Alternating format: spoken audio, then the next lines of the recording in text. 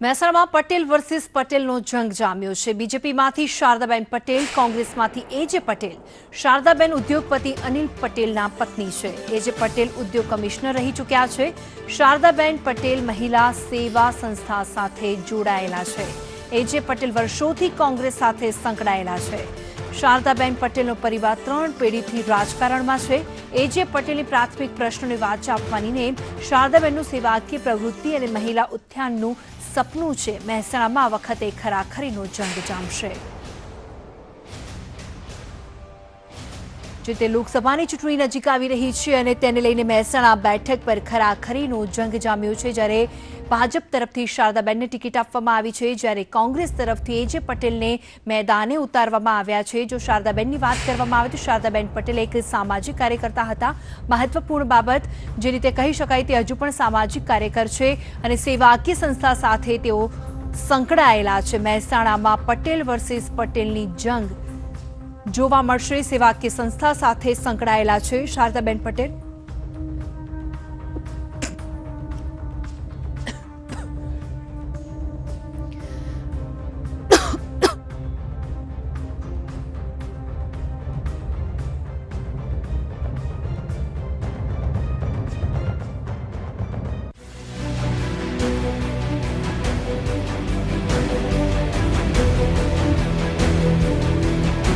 મહેસાણા લોકસભામાં ભાજપે અચાનક જ એક નામ જાહેર કર્યું છે, નામ છે શારદાબેન પટેલ।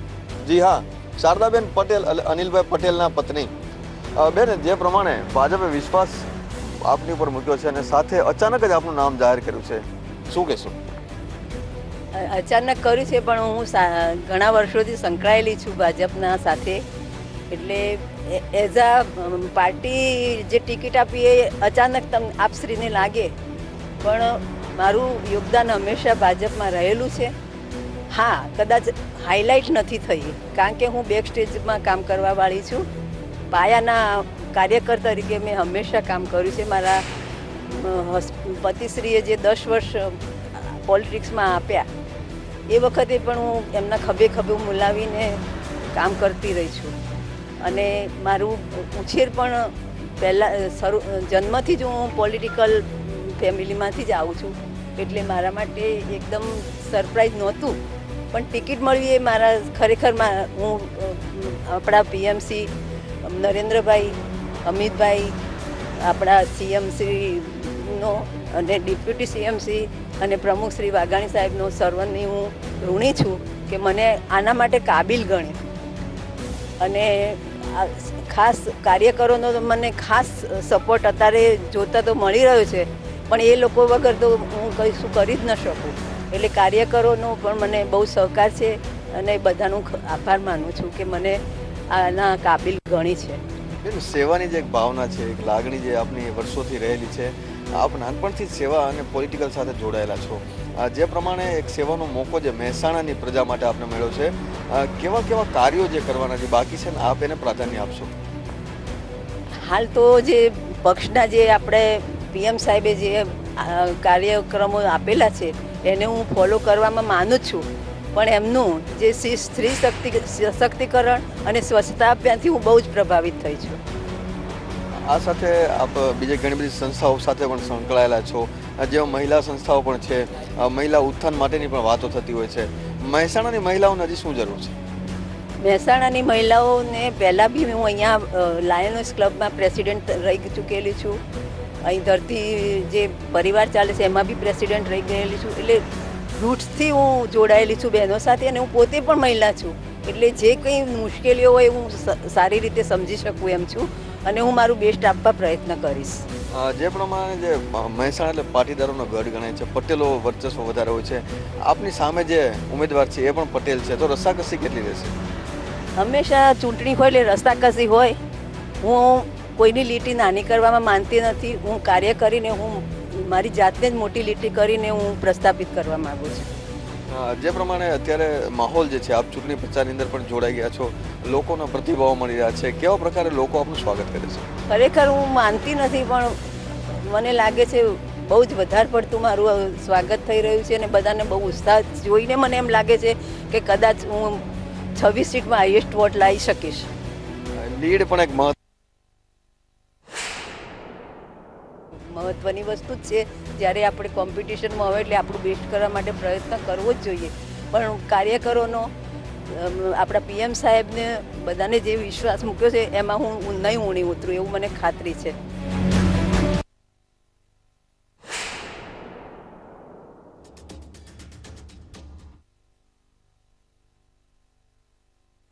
લોકસભા સીટના ઉમેદવાર કોંગ્રેસના AJ પટેલ, જે અવિરત લોકોની સેવા માટે છેલ્લા કેટલાય વર્ષોથી કામ કરી રહ્યા છે. પટેલ જે અવિરત લોકોની સેવા માટે છેલ્લા કેટલાય વર્ષોથી કામ કરી રહ્યા છે. પટેલ સાહેબ, જે પ્રમાણે સેવાની જે એક ભાવના જે રહેલી છે, સાથે કોંગ્રેસે તમારી પર જે વિશ્વાસ મૂક્યો અને ઉમેદવાર જાહેર કર્યા છે, શું કહેશો? સૌપ્રથમ તો મારા કોંગ્રેસના રાષ્ટ્રીય અધ્યક્ષ અને અમે જેને ભાવિ વડાપ્રધાન તરીકેને જોવા માગીએ છીએ એવા આદરણીય રાહુલજી મારામાં વિશ્વાસ મૂકીને મહેસાણાની પ્રજા અને મહેસાણા કોંગ્રેસના કાર્યકરો આગેવાનોએ પણ જે કંઈ મારા પોઝિટિવ અભિપ્રાય આપ્યા હશે કે મને સિલેક્શન કરવામાં આવે તો તે સર્વેનો પણ ખૂબ ખૂબ આભાર માનું. સર, પ્રાથમિક સુવિધાઓની વાત કરવામાં આવે, મહેસાણાની વિકાસની વાત કરવામાં આવે, કેટલો વિકાસ તમારી દ્રષ્ટિએ આ વિસ્તારમાં થયો છે? આપ જોઈ શકો છો કે મહેસાણા જિલ્લો વર્ષોથી કેળવણી ક્ષેત્રે ઘણો આગળ હતો. હું અમારા જમાનાની વાત કરું તો અમે જ્યારે એન્જિનિયરિંગ અને ડૉક્ટરીમાં ભણતા હતા ત્યારે મેજોરિટી સંખ્યા એ મહેસાણા જિલ્લાની હતી. મહદઅંશે એન્જિનિયરો પણ મહેસાણા જિલ્લાના જોવા મળે. મેડિકલ કોલેજમાં જાઓ તો પણ મહેસાણા જિલ્લાના જોવા મળે. કમનસીબે દિવસે દિવસે મહેસાણા જિલ્લાના જે કંઈ આવા શિક્ષિત યુવાનો જે થયા એમને અહીં આગળ કોઈ નોકરીની તકો ના મળી. એમને આ અનામત હોય કે સરકારની નીતિ રીતિઓ હોય અને એની અંદર પણ એને નુકસાન થયું અને બધી બેકારી એટલી બધી વધતી ગઈ. જે પ્રમાણે વડાપ્રધાન પણ અહીંના મહેસાણાના છે અને સાથે વચનભંગ પણ ઘણા બધા થયા છે છેલ્લા 5 વર્ષની અંદર, તો એ વિકાસની જે વાતો કરે છે, GDPની જે વાત કરે છે, દેશ જે વિશ્વની ફલક ઉપર જઈ રહ્યો છે, પરંતુ આપ કહી રહ્યા છો કે હજી પણ ડાઉન છે. એ વખતે સમગ્ર વિશ્વમાં એટલી મંદી હતી છતાં પણ ભારતમાં એ મંદીનો અણસાર પણ આવવા દીધો નહોતો. એના 2 પાસા હતા. એ વખતે GDP 8 પોઈન્ટ સુધી GDP આ દેશનો હતો.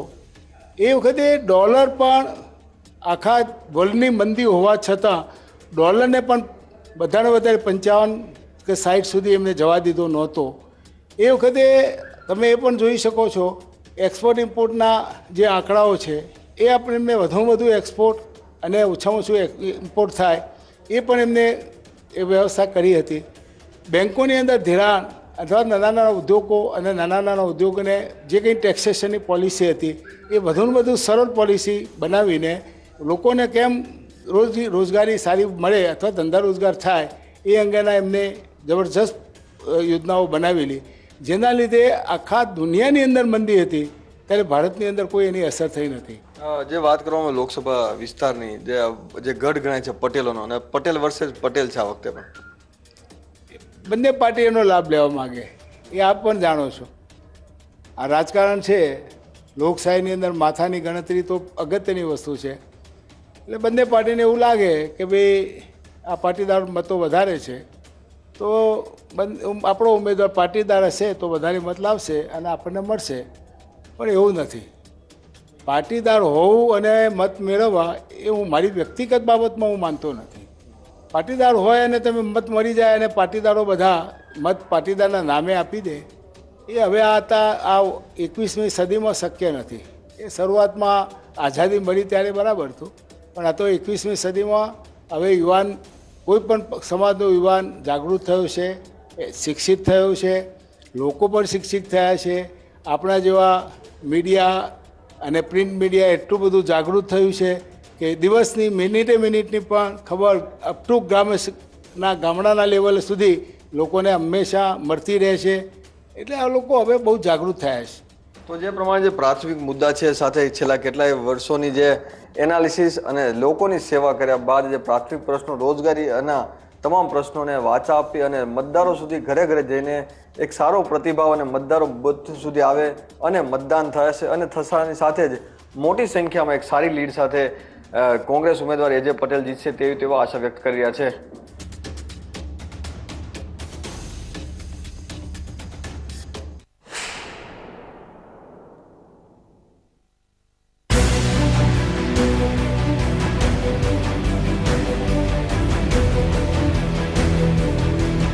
ભારતીય જનતા પાર્ટીની સરકારે વિકાસમાં તો કંઈ કમી રાખી જ નથી, પણ માણસની માનસિકતા એવી હોય છે જેટલું પણ આપો એટલું ઓછું હોય છે.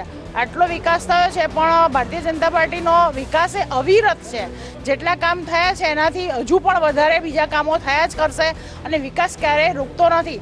બેરોજગારી વધી જ નથી સાહેબ. આજે તમે વિટલાપુર ચોકડીથી કડીથી લઈને વિટલાપુર સુધી તમે જુઓ તો ઇન્ડસ્ટ્રીયલ પાર્કો આવી ગયા છે અને એના લીધે દરેક યુવાનને રોજગાર મળી રહ્યો છે. અત્યારે હાલની પરિસ્થિતિમાં જોઈએ તો પહેલાં કોઈ વીઘાના 10,000 આપવા તૈયાર નહોતું. અત્યારે એ જ જમીન જે બાવળિયા ઉગતી હતી એ જમીનના અત્યારે 50 લાખ વીઘો કરોડો વીઘો પહોંચ્યો છે. એટલે માનનીય નરેન્દ્રભાઈ મોદીની સરકારે ખૂબ સારો વિકાસ કર્યો છે અને યુવાનોને પણ સ્વરોજગારલક્ષી યોજનાઓ આપીને બહુ સારી શરૂઆત કરી છે. શારદાબેન, જેનું નામ શારદાબેન છે, જેના ઘરમાં સરસ્વતીનો વાસ છે, સરસ્વતીના બેસણા છે, જેનું કુટુંબ આ દેશની ધરતી માટે બલિદાન આપ્યું છે, એવા શારદાબેનને આજ મહેસાણાની પ્રજા ખૂબ મતોથી જીતાડશે. એમાં કોઈ શંકાને સ્થાન નથી. આ વિસ્તાર એટલે આદરણીય નરેન્દ્રભાઈ મોદીનો ઘરનો વિસ્તાર છે.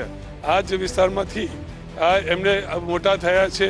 આ જ વિસ્તાર એમના માટે જે પણ આપે એ કંઈક ઓછું છે એવું ચોક્કસ કહેવાય કે જે વિસ્તારના આખા દેશનું નેતૃત્વ કરતા હોય એ વિસ્તારમાં બીજા ઉમેદવારને ચિંતા કરવાની વિષય જતો નથી. પરંતુ મોદી સાહેબે બહુ ચર્ચા વિચારણા પછી સ્ત્રી સશક્તિકરણને ભાર આપવા માટે અહીંના લીડિંગ કોઈ ગ્રુપ હોય, અહીંનું લીડિંગ કોઈ લેડીઝ હોય એવી લેડીઝને પસંદ કરીને અમારા વિસ્તારના આદરણીય અનિલભાઈ